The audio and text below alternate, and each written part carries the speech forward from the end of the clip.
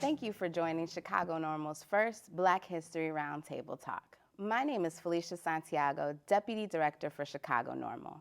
Today, we will be celebrating our wins with 4 of Illinois' first Black craft grow license holders. The goal of our discussion is not only to highlight our panelists and their businesses, but to also acknowledge their accomplishments and document the Black history that is being made in the Illinois cannabis space. Thank you all for joining us today. It is an honor to be with you. You all are a manifestation and a reflection of Chicago NORML's mission and vision, and we are elated that you all have a seat at the table. Congratulations. Thank you. You're welcome. Now, let's dig in. Before we begin discussing the highs and lows in the pursuit of ownership within the cannabis space, I have a little icebreaker for us. Starting from my right, let's introduce ourselves. Tell me your name, your business, and your title, and of course, your why. What was the moment that you knew you wanted to pursue entrepreneurship or ownership in the cannabis space? Hi, my name is Reese Xavier. I am the CEO and managing partner of HT23 Custom Crafters. We go by HT23 Growers. One of the reasons that I wanted to get into the cannabis space is because as a kid born and raised on the south side of Chicago, I was always looking for opportunities to bring to the south side of Chicago that would match or rival those on the north side.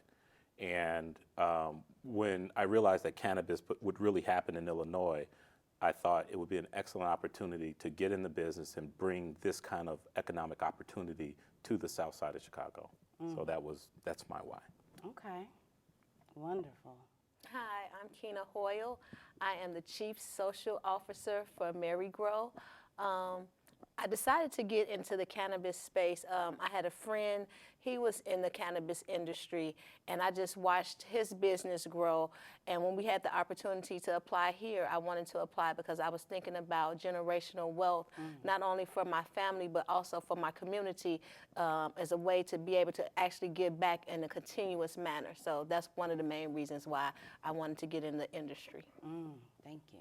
Hi, thank you for having me. My name is Crystal Anderson. I am co-owner, co-founder of MJ Organics Company and CFO of the company.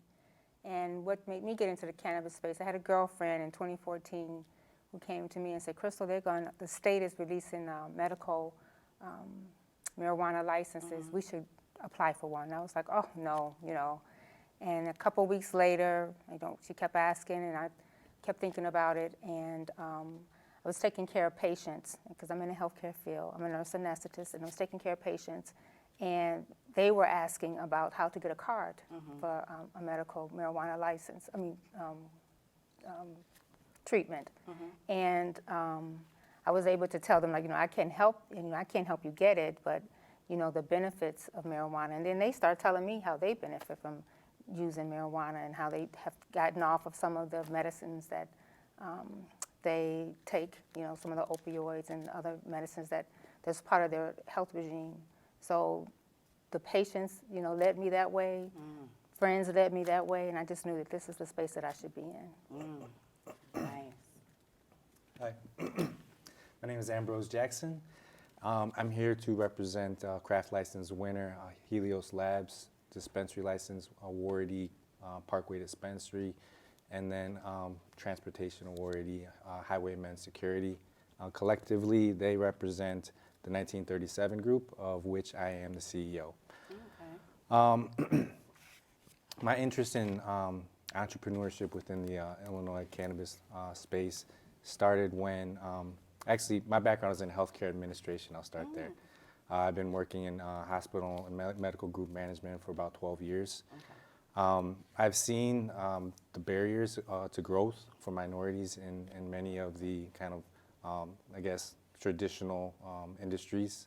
And when we see an opportunity to kind of start a new industry that's already making $1 billion and an opportunity to kind of start your own, chart your own path, for me, that option from an entrepreneurship standpoint, from a generational wealth building standpoint, was something that really drew me in, and I was kind of sold from the beginning. Wonderful. Everything you guys said was literally in alignment with what Chicago NORML works for. We want to see inclusion. We want people to use it as vehicles to empower themselves and their communities. So you guys, I'm so happy that you guys are here and that we're here to have this discussion. How many years of sweat equity did you have to put in before seeing like a small glimmer of progress or the light at the end of the tunnel? Anyone can go. Let's start with you, Keena. Well, I want to say we didn't see the light at the tunnel for about 2 years. For the whole process that it took, we were one of the groups. We got a score, then it came back, it was something different, and they finally gave us all of our points, so we did end up with a perfect application, but it was just trying to figure out if we were going to even make it into the lottery. So like I say, you spend the money, you go and you spend all this time making the application. So it took us about 2 years before we really thought we had a good chance of possibly get in the lottery and getting a license, pretty much. Anyone else? I would say the same thing. The sacrifice was time, you know, the time it took me or my group in like studying, you know, marijuana, just trying to figure out how the plant grows, and the time it took to apply for the license, the time it took that we spent with mentors to show us how to make this business operational. So time was a big sacrifice for myself and my group.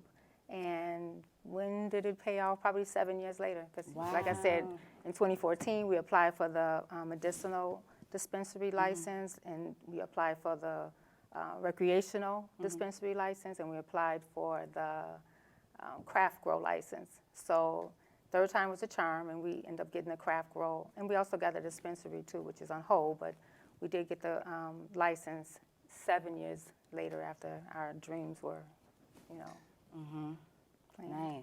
Yeah, you know, I think for me, I would call out the sacrifice of my wife, actually. You know, outside of all the time that I spent and my team members spent together over the last 3 years, you know, I'll tell you, for the majority of the time when I was writing these applications, my wife was pregnant with my firstborn son. And so I wasn't as present as I would have liked to be, right? And she understood that. She kind of, you know, did her thing. She carried it for the team because she understood the bigger picture, and she supported me. And at the end of the day, right, we both believe that it'll pay off. Okay. I will say I started probably in 2015 just by reading the law, taking classes, getting out in the cannabis space, you know, the Canna family, every opportunity it was to attend Chicago NORML or any cannabis event or meet anyone in the industry. And your excellent point, I would not have went down this path if it wasn't for my wife. My wife is extremely conservative. And, you know, and I knew it would take a significant portion of my life and time. And I thought I'd maybe inform her about it first. And she gave me the green light. And usually I'm all in. Whenever I commit to doing something, I'm all in. And so I'd say I didn't really know, but I felt pretty confident the more I got around folks in the industry and talking to you know, folks similar to people around this table. And then during the application, it's time. It's just a lot of hard work. But, you know, I think I saw the light and we got the craft grow license, and right before they started announcing the license, they were doing deficiency notices. And the group of folks who were getting the deficiency notices were getting smaller and smaller. And at that point, I felt extremely confident that we would win one of the licenses. So from what I hear, the first number one thing was you educated yourself, you sacrificed time and family, you understood that this was a marathon and that, you know, that you had to take step one. In going on to our next question, which puts me there, is with any new journey, in any industry, it doesn't matter if it's cannabis or whatever, there are challenges in there to be expected. What unexpected challenges did you face, and what did you learn from those challenges? I guess I can jump off with this one. You guys probably will agree with this, but you know, when the state writes into law that they're going to do certain things by certain dates, you think that that's something that they would adhere to, and you build your plans around it. You know, you build your whole life around it. You spend money, and you dedicate future money to it.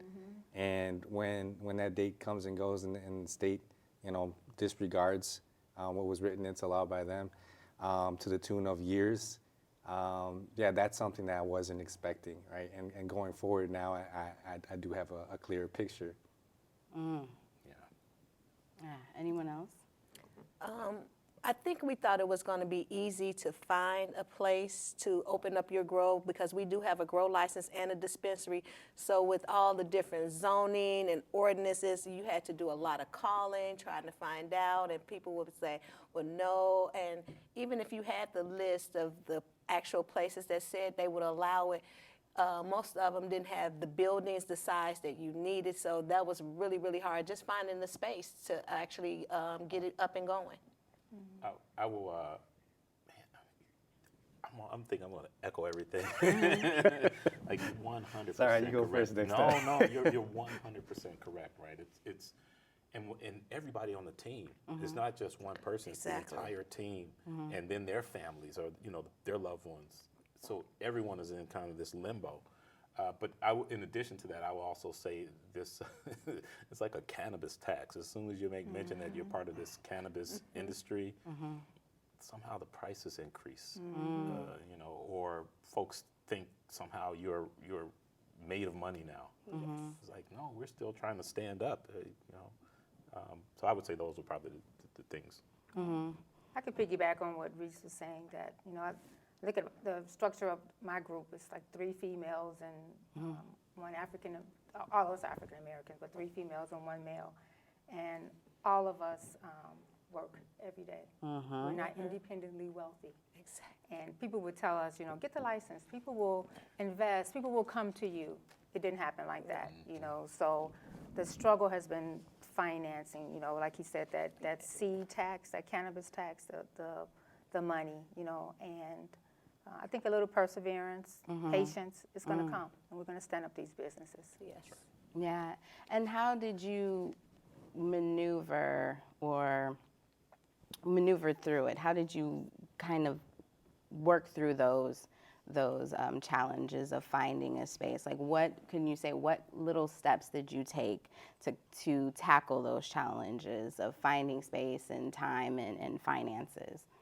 Well, basically, we just did a lot of research, and we did a lot of face-to-face meetings.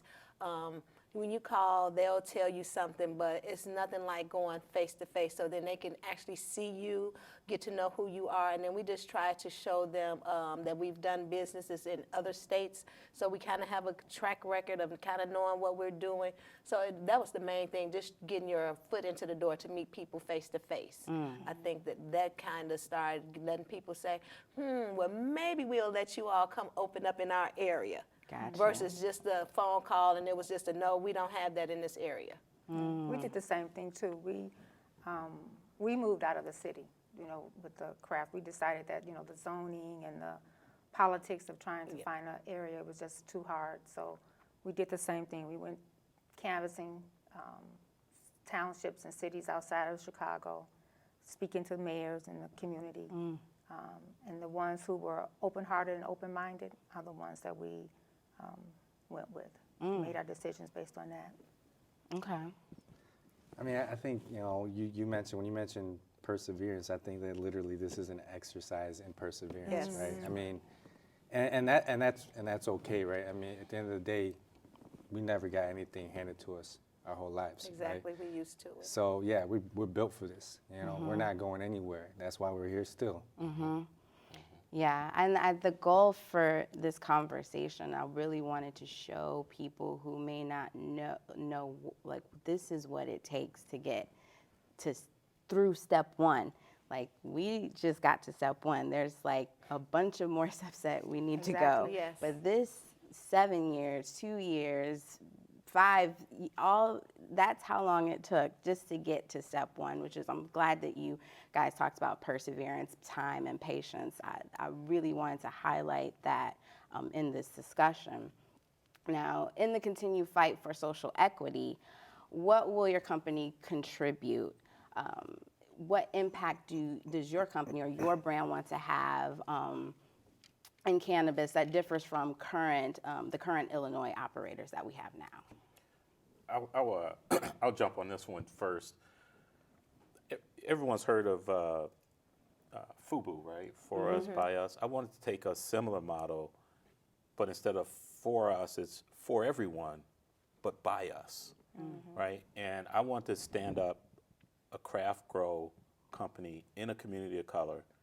These craft grow companies, you know, I've been in corporate for about 25 years, and many of the jobs within the craft grow or cannabis industry, they're transferable skills. You need attorneys. There's no special cannabis attorney, although some will tell you it is. There's no special accountant, although some will tell you it is. You need some expertise in certain areas of accounting. HR, benefits, payrolls, these are all transferable skills. And I believe many folks in communities of color that I'm targeting can be successful if given the opportunity. And what I want to do is make sure we stood up in a community of color and offer these opportunities, not only, you know, salary or hourly jobs, but opportunities not only to do meaningful work, but to advance in the organization and potentially do your own thing, or, you know, take a business and then move to a different organization, cannabis or non-cannabis related. So that's kind of been my why and my purpose. And I believe that we're in a really good position to make that happen. Anyone else? For me, that's why I chose the role to be our chief social officer. I grew up on the south side of Chicago. It was once called West Woodlawn, but now it's called Hyde Park. So I live in Hyde Park, but I went to a school called James McCosh. It's now called Emmett Till. I don't know you guys' age, but when I was growing up, every neighborhood school had a playground or a field house. We competed in every type of sports, girls and boys, track, basketball, volleyball, ping pong, things like that. Most of me and my peers, we all went to college on academic and athletic scholarships. We did not have to get on a bus. We did not have to go through the whole neighborhood to get to a place. The field house was open every day after school until 9 o'clock. The kids had some place to go, and it was free. So I really want to make sure that we partner with schools, churches, after-school programs, and make sure that the children have something. When we say in a community, that does not mean I have to ride the bus. It's in walking distance for me. So that's what I'm really driven to make it a better space in our communities for our children to have access to those type of activities, again, that'll get them ready for college and get those scholarships that they need. Interesting. I like that. Yeah. You know, I was thinking what makes us different, what would make our brand different. I think everybody at this table, too, what would make our brands different from the current Illinois operators is that we can tell our customers that this is a Black-owned product, you know, grown by African Americans, you know. So, I mean, that will make us stand out in itself, you know, that we have you know, that our companies are Black-owned, you know, and Black-grown products. But when I think about our brand for our company, you know, we're in the healthcare field. All of us are nurse anesthetists. So what, you know, we want to do for our community is educate them as to the benefit of using cannabis. You know, it's good recreational. Yeah, it's good. People like it. People enjoy it. It helps you get in the mood that you want to get into.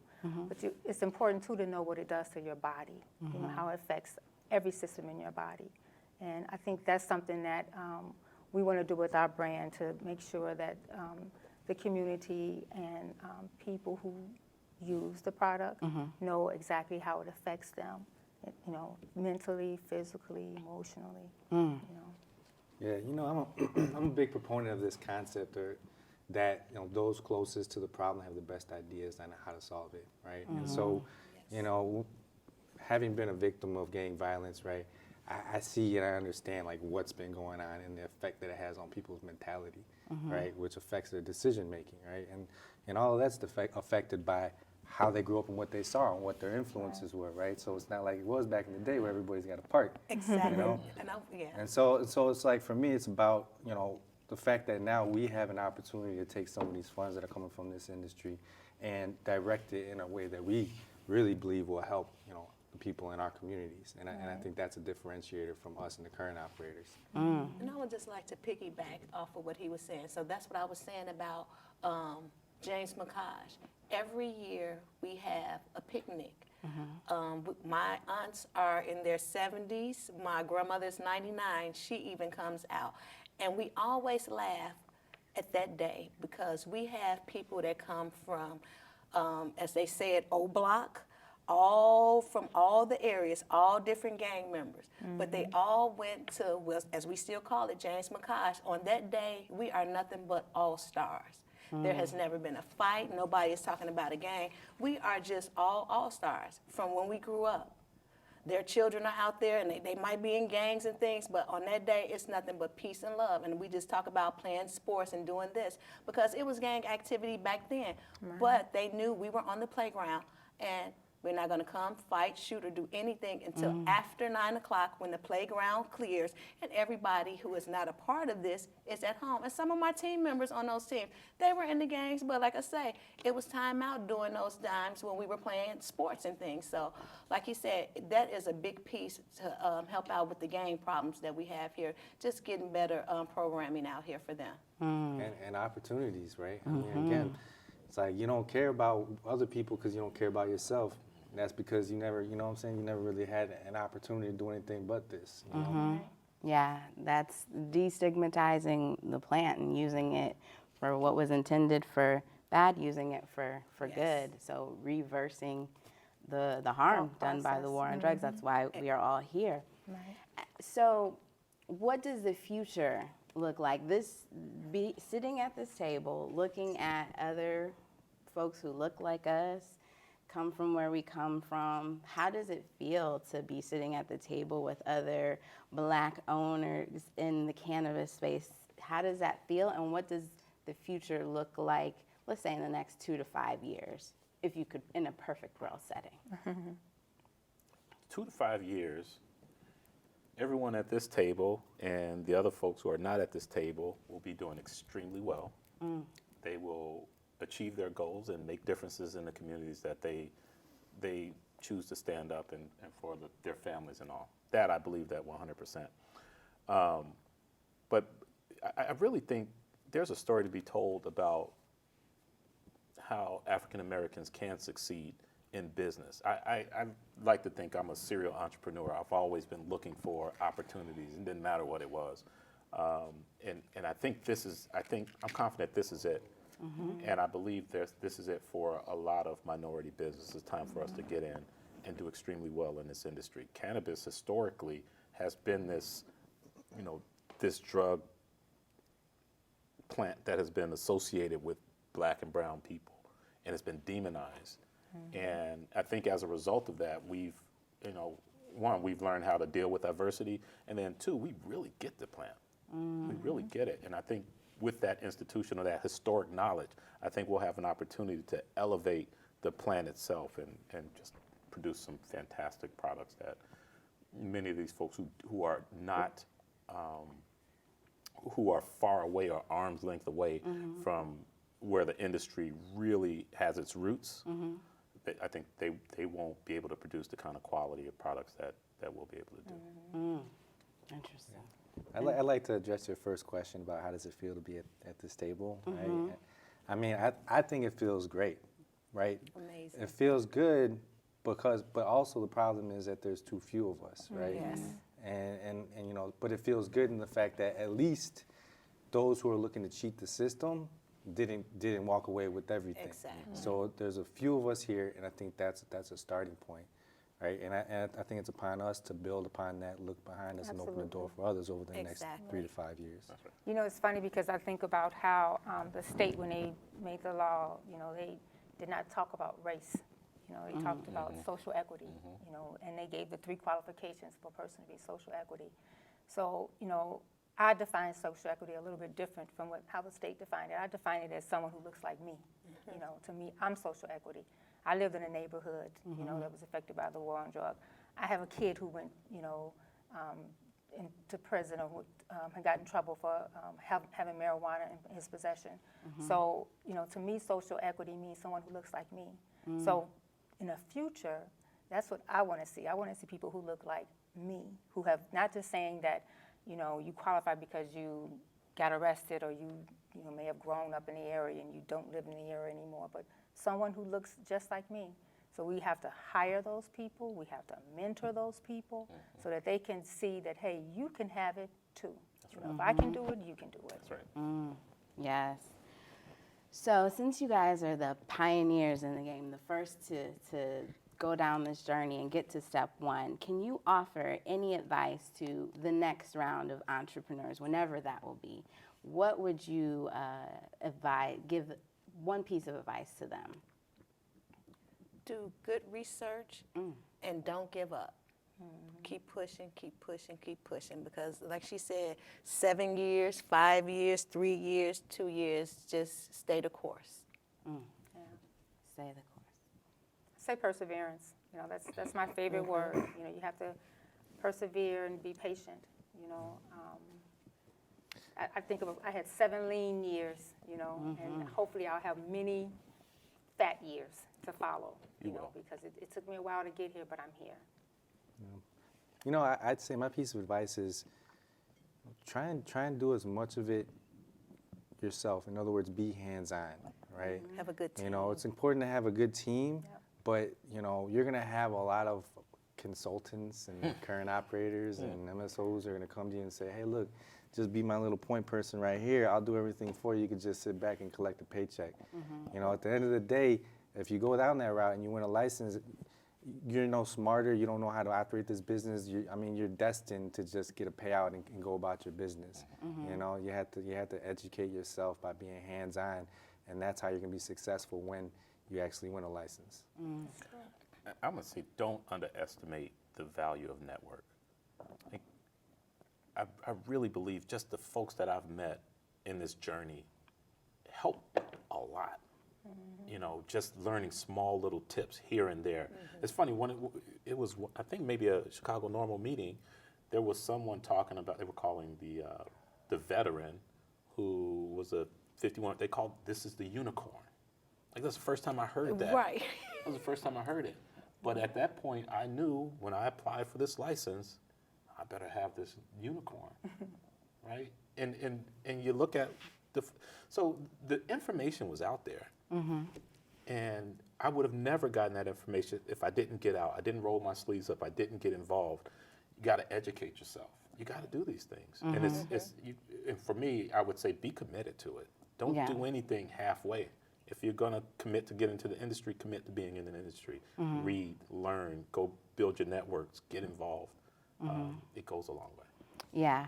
And so for us to even be at this table, a lot of things had to change legislatively just so we can get this opportunity. What would you say for the next round? What legislative changes would you like to see happen so that the next round of folks, so we can widen this window of opportunity for the next round? I'll tell you one thing, and I don't know if this is exactly the answer that you're looking for, but I think that there have been so few operators in this space for so long that they have been able to dictate what the legislative rules are, right? And in order to maintain their position and ensure that other people don't have access to this industry, and as more of us get access, I think the balance will start to shift. And for me, I see that as kind of like the catalyst, right, to help create those changes that that we were looking for, to create more access and more competition. At the end of the day, competition isn't a bad thing. We shouldn't be afraid of it. I think also the services that they provide help us to get.